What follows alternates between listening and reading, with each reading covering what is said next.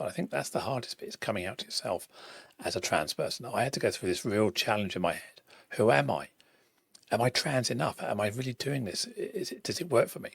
So that coming out, being seen, to commencing my transition was a real tumultuous time. And eventually, it was a case of just jumping off the log and realizing it wasn't a cliff edge. It was just a couple of inches, and it was okay. But that's the point here where we end up with our family.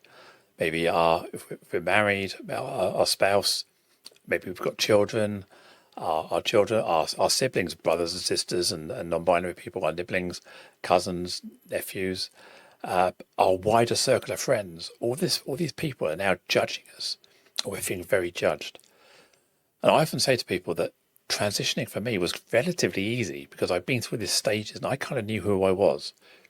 So the hard bit for everybody else was everybody else had to transition around me. They had to kind of get used to me. And that if you think about a pond and you throw a big rock into a pond and it creates these waves and ripples going out. So the people who were closer to me were more impacted by this wave, this pressure wave, this bow wave of the ripples from the rock of me chucking my transition in the pond. And the further people go away, the less impact it had on them. So I had to spend a lot of time with my wife, my children, my brother, my mum, my parents-in-law, my wife's parents, a lot of time working with them to try and help them cope with me. Because I was, 52 at the time.